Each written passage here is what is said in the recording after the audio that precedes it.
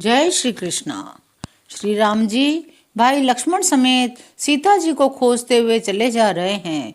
रास्ते में कबंध राक्षस मिलता है, उससे युद्ध करते हैं और उससे कहते हैं, हे गंधर्व सुनो, मैं तुम्हें कहता हूँ, ब्राह्मण कुल से द्रोह करने वाला मुझे नहीं सुहाता।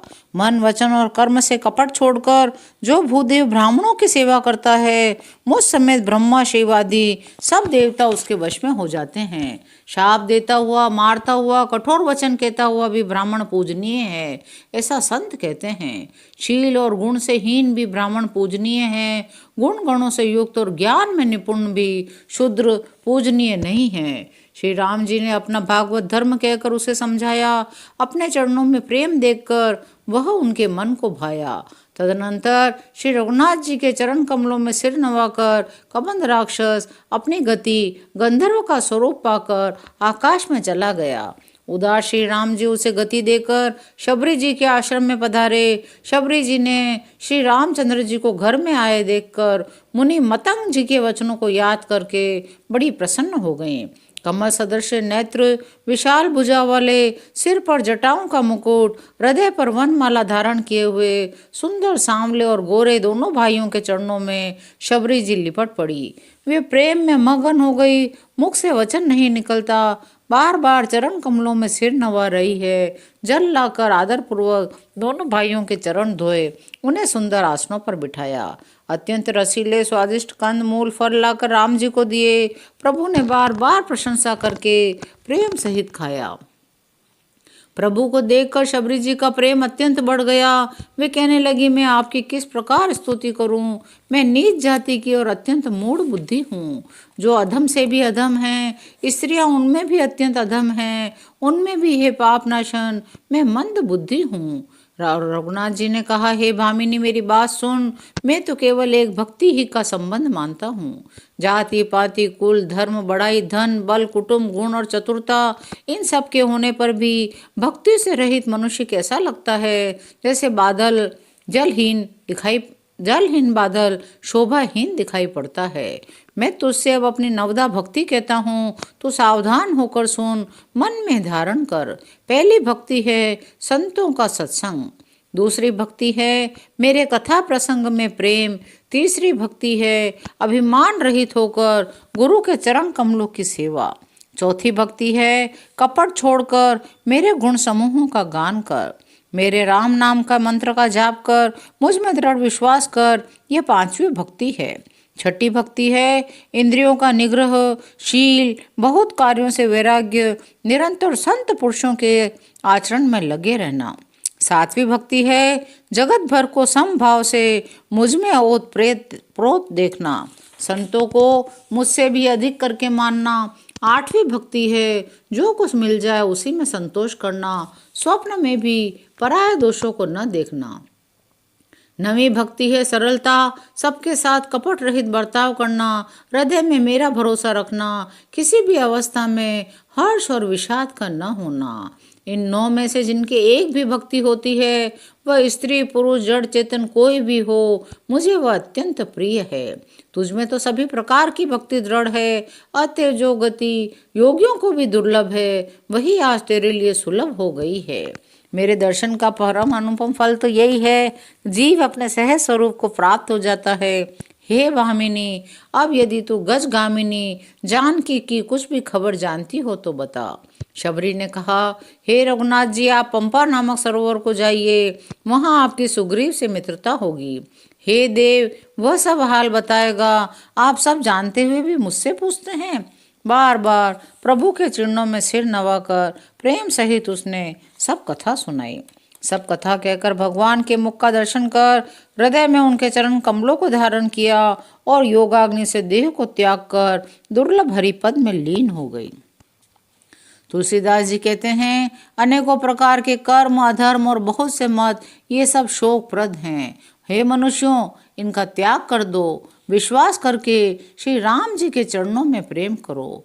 जो नीच जाति की पापों की जन्मभूमि थी, ऐसी स्त्री को भी जिन्होंने मुक्त कर दिया। अरे महादुर्बुद्धिमन, तू ऐसे प्रभु को भूलकर सुख चाहता है। श्री रामचंद्र जी ने उस वन को भी छोड़ दिया और आगे चले।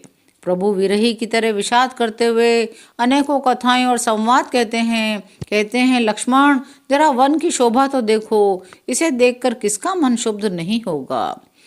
पशु और पक्षी सभी स्त्री सहित हैं, मानो वे मेरी निंदा कर रहे हैं।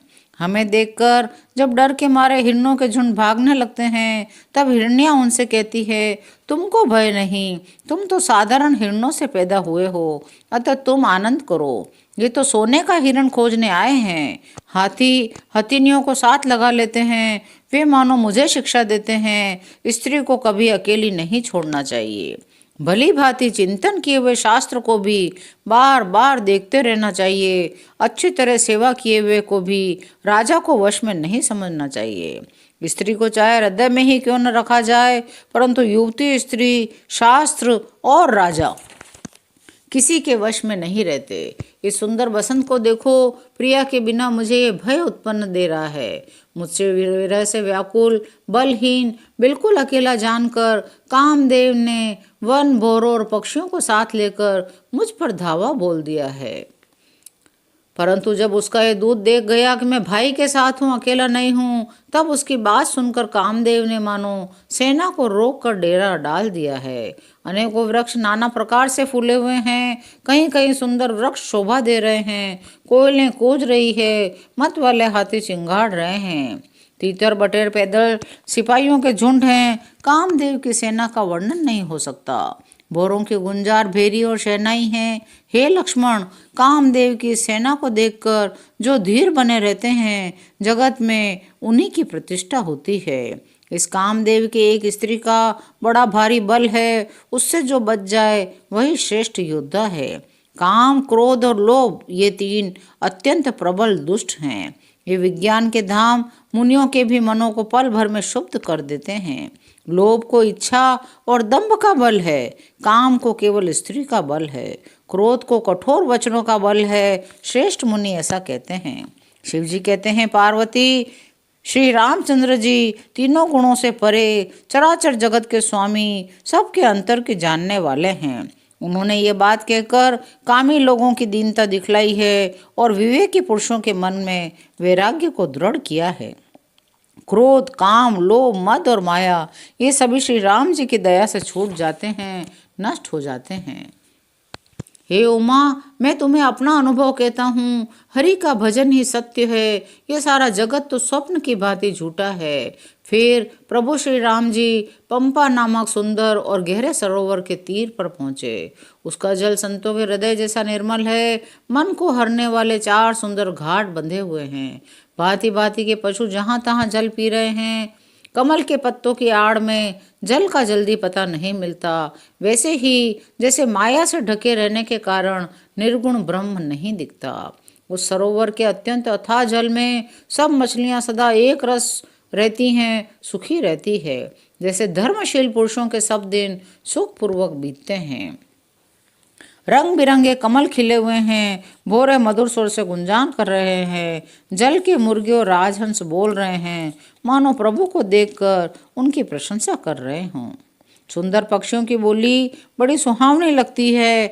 उस पंपा सरोवर के समीप मुनियों ने आश्रम बना रखे हैं। उसके चारों ओर वन के सुंदर वृक्ष हैं।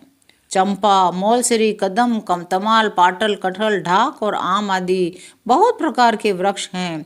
स्वभाव से ही शीतल, मंद, सुगंधित एवं मन को हरने वाली हवा सदा बहती रहती है। श्री राम जी ने अत्यंत सुंदर तालाब देखकर स्नान किया, परम सुख पाया। एक उत्तम वृक्ष की छाया देखकर छोटे भाई सहित वहीं बैठ गए।